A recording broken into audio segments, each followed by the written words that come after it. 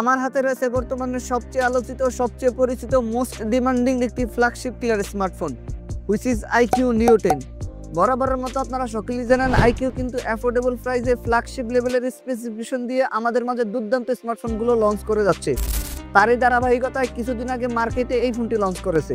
আজকের ভিডিওতে IQ neo 10 এই স্মার্টফোনটির ওভারভিউ এবং ফার্স্ট ইমপ্রেশন নিয়ে কথা বলবো। তো প্রথমেই দেখে নেওয়া যাক এই ফোনটির বক্সের সাথে আপনারা কি পাচ্ছেন। ফোনটির বক্সটিকে ওপেন করলেই প্রথমেই পেয়ে যাচ্ছেন আপনারা ফোনটিকে, এরপরেই পেয়ে যাচ্ছেন একটি সিলিকন ব্যাক কভার, একটি type C to type C cable, 120 ওয়াটের একটি সুপার ফাস্ট চার্জার, তাছাড়াও পেয়ে যাচ্ছেন একটি সিম ইজেক্টর টুল। আমাদের টেস্টে দেখতে পেরেছি এই অ্যাডাপ্টারটি দিয়ে ফোনটিকে 0 থেকে 50% চার্জ করতে 18 মিনিটের মতো সময় লেগেছে এবং ফোনটিকে 100% চার্জ করতে 37 মিনিটের মতো সময় লেগেছে। প্রথমত যদি ফোনটির ডিজাইন অ্যান্ড এর বিল্ড কোয়ালিটি নিয়ে কথা বলি, তাহলে আপনারা তো দেখতেই পারছেন পারফরমেন্সের পাশাপাশি আইকিউ কিন্তু তাদের এই স্মার্টফোনটির ডিজাইনে কোনো অংশে ছাড় দেওয়ার চেষ্টা করেনি। এই ফোনটির পিছনে ব্যবহার করেছে প্লাস্টিকের একটি ব্যাক প্যানেল, যদিও এটা দেখতে অনেকটা গ্লাসের মতো মনে হয়। তাছাড়াও ফোনটির ফ্রেমেও থাকছে প্লাস্টিক, যেটাও কিন্তু আবার দেখতে অ্যালুমিনিয়ামের মতো মনে হয়। ফোনটির রাইট সাইডে আসলে আপনারা পেয়ে যাচ্ছেন পাওয়ার বাটন এবং ভলিউম ব্রোকার, নিচের দিকে থাকছে dual storage speaker, type C port এবং ডুয়াল সিম কার্ড, আর উপরে পেয়ে যাচ্ছেন নয়েজ ক্যান্সেলিং মাইক্রোফোন এবং এয়ার ব্লাস্টার। আমার হাতে যে ভেরিয়েন্টটি রয়েছে এটি হচ্ছে অরেঞ্জ কালারের। তাছাড়াও এই ফোনটির আরো দুইটি কালার রয়েছে, একটি হচ্ছে ব্ল্যাক এবং একটি হচ্ছে হোয়াইট। আমার কাছে পার্সোনালি এই কালারটি সবচেয়ে আকর্ষণীয় মনে হয়েছে।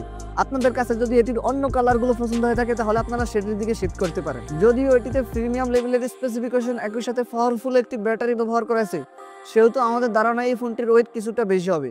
তবে এই ফোনটির ওয়েট ব্যবহার করেছে 199 গ্রাম, যেটা কিনা এরকম বাজার সেগমেন্টের এইরকম মানে কোনো স্মার্টফোনটি থেকে আমরা সহজে মেনে নিতে পারি। তো ফোনটির ডিজাইন নিয়ে বলতে গেলে, যেহেতু এটি একটি ফ্ল্যাগশিপ লেভেলের পারফরমেন্স কেন্দ্রিক স্মার্টফোন, সেহেতু এই ফোনটির ডিজাইনটি আহামরি লেভেলের ইমপ্রেসিভ আপনাদের কাছে মনে না হতে পারে। তবে এইরকম বাজেট সেগমেন্টে এই ফোনটি আমার কাছে যথেষ্ট ইমপ্রেসিভ মনে হয়েছে। আপনাদের কাছে এই ফোনটির ডিজাইন কেমন লেগেছে কমেন্ট করে অবশ্যই জানাবেন। দেন সেকেন্ডলি ফোনটির ডিসপ্লে নিয়ে কথা বলতে গেলে, এই ফোনটিতে ব্যবহার করেছে 6.78 ইঞ্চের একটি এলটিপিও অ্যামোলেড প্যানেলের ডিসপ্লে, যে ডিসপ্লেটিতে থাকছে ফুল এইচডি প্লাস রেজুলেশন। তাছাড়াও এই ফোনটির ডিসপ্লেটিতে ব্যবহার করেছে 144 হার্জের মতো হায়ার রিফ্রেশ রেট, আর ফোনটির এই ডিসপ্লেটিতে 120 হার্জের মতো হায়ার রিফ্রেশ রেট ব্যবহার করায় গেমিং এর সময় ফোনটির ডিসপ্লে থেকে একটি স্মুথ লেভেলের পারফরমেন্স পেয়ে যাবেন। তাছাড়াও এই ডিসপ্লেটিতে ব্যবহার করেছে 1800 নিটসের মতো পিক ব্রাইটনেস, যার মানে এই ফোনটিকে আপনারা লো লাইটের পাশাপাশি সানলাইটে ইজিলি ব্যবহার করতে পারবেন। আর এটার ডিসপ্লের নিচের দিকেই থাকছে আল্ট্রাসনিক ফিঙ্গারপ্রিন্ট। আমরা বিগত নিও 90-তে আল্ট্রাসনিকের পরিবর্তে দেখতে পেয়েছিলাম অপটিক্যাল ফিঙ্গারপ্রিন্ট। যেহেতু এটিতে আল্ট্রাসনিক ব্যবহার করেছে, সেহেতু এটি যথেষ্ট ফাস্ট হবে। তবে আমাদের টেস্টে এই ফোনটির ফিঙ্গারপ্রিন্টটিকে যথেষ্ট ফাস্ট এবং একুরেট বলে মনে হয়েছে। এছাড়াও এই ফোনটির ডিসপ্লেটিতে থাকছে এইচডি প্লাস রেজুলেশন। তো ফোনটির ডিসপ্লে নিয়ে আমার আর কোনো কথা বলার নেই। আপনাদের যদি ফোনটির ডিসপ্লে নিয়ে কোনো কথা বলার অথবা জানার থাকে তাহলে কমেন্ট বক্সে লিখতে পারেন। থার্ডলি ফোনটির ক্যামেরা সেকশন নিয়ে কথা বলতে গেলে, এই ফোনটির রিয়ার প্যানেলে ব্যবহার করেছে দুইটি সেন্সর, যেই দুইটি হচ্ছে কাজের সেন্সর। এর রিয়ার প্যানেলের মেইন সেন্সরটি হচ্ছে 50 মেগাপিক্সেলের, তাছাড়াও এটিতে থাকছে 8 মেগাপিক্সেলের আরও একটি আল্ট্রাওয়াইড সেন্সর। আর ফোনটির রিয়ার ক্যামেরাতে আপনারা 4K এবং 8K-তে ভিডিও রেকর্ড করার মতো সুবিধা পেয়ে যাচ্ছেন, যেখানে 4K-তে 60 FPS এবং 8K-তে 30 FPS পর্যন্ত ফ্রেম রেট পাচ্ছেন। তাছাড়াও ফোনটির রিয়ার ক্যামেরা সেকশনে থাকছে optical image stabilisation, that's mean OIS।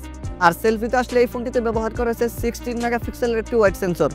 ফোনটির সেলফি ক্যামেরা দিয়ে আপনারা সর্বোচ্চ ভিডিও শুট করতে পারছেন 1080p 30 fps রেজুলেশন অর্থাৎ ফুল এইচডি প্লাস রেজুলেশনে। যেহেতু এটি একটি পারফরমেন্স সেন্ট্রিক স্মার্টফোন, তাই এই ফোনটির ক্যামেরা পারফরমেন্স আপনাদের কাছে মনে হতে পারে কিছুটা ডাউন হবে। তবে এই ফোনটির সকল সমালোচনার অবসান ঘটিয়ে আমাদেরকে যথেষ্ট ভালো লেভেলের কিছু ভিডিও এবং পিকচার দিয়েছে। আপনারা তো দেখতেই পাচ্ছেন ফোনটির রিয়ার ক্যামেরার ফটোগুলো এরকম বাজেট সেগমেন্টের অন্যান্য স্মার্টফোনগুলোর সাথে কম্পিটিশন দেওয়ার মতো কতটা এবিলিটি রাখে। তবে এই ফোনটির সেলফি ক্যামেরার ফটোগুলো আমার কাছে এরকম বাজেট সেগমেন্টের যথেষ্ট আকর্ষণীয় লেভেলের মনে হয়নি। থার্ডলি ফোনটির সবচেয়ে আকর্ষণীয় পারফরমেন্স নিয়ে কথা বলতে গেলে, এই ফোনটিতে ব্যবহার করেছে কোয়ালকম স্ন্যাপড্রাগন 8 জেনারেশন 3, যেটি 4 ন্যানোমিটার আর্কিটেকচারে বিল্ড করা একটি অক্টা-কোর চিপসেট। বরাবরের মতো আপনারা সকলেই জানেন এই চিপসেটটি কিন্তু বর্তমানে অ্যান্ড্রয়েড জগতের টপ লেভেলের অ্যাসোসিগুলোর মধ্যে একটি, তাই এই চিপসেটটি দিয়ে যে কোনো হাই অ্যান্ড হেভি গেম বেশি স্মুথলি প্লে করতে পারবেন।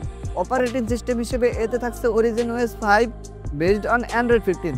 তাছাড়াও এই ফোনটিতে আপনারা 3 ইয়ার্স এন্ড মেজর আপডেট অর্থাৎ অ্যান্ড্রয়েড 18 পর্যন্ত পেয়ে যাচ্ছেন। ফোনটির পারফরমেন্স নিয়ে আমরা ইন ডিপথ এই ফোনটির ফুল রিভিউতে আলোচনা করব। তবে এটি যেহেতু একটি ওভারভিউ ভিডিও, তাই এই ভিডিওতে আমি ফোনটির সকল পারফরমেন্সগুলোকে এক্সপ্লেন করছি না। এই ফোনটির অনেকগুলো ভেরিয়েন্ট রয়েছে, যার মধ্যে আমার হাতের ভেরিয়েন্টটি হচ্ছে 12256, আর এই ভেরিয়েন্টটি কিন্তু বাংলাদেশি মার্কেটে সবচেয়ে বেশি সেল হয়ে থাকে। স্টোরেজ টাইপ হিসেবে এতে ব্যবহার করেছে UFS 4.0। তবে আইকিউ জানিয়েছে তাদের এই ফোনটির স্টোরেজ টাইপ নেক্সট আপডেটে 4.0 থেকে 4.1 স্টোরেজে শিফট করবে। তো আমরা আশা করতে পারি এই ফোনটি আমাদেরকে এইরকম বাজেট সেগমেন্টে একদম টপ নচ লেভেলের একটি পারফরমেন্স দিবে। Last part of this smartphone which is battery. আমি কিন্তু ভিডিওর শুরুতেই বলে দিয়েছি এই ফোনটিতে ব্যবহার করা হয়েছে সুবিশাল মাপের একটি ব্যাটারি, আর এটি হচ্ছে 6010 মিলিঅ্যাম্পিয়ার একটি সিলিকন কার্বন ব্যাটারি। আর এই ব্যাটারিটিকে চার্জ করার জন্য ফোনটির বক্সের সাথে পেয়ে যাচ্ছেন 120 ওয়াটের একটি ফাস্ট চার্জার।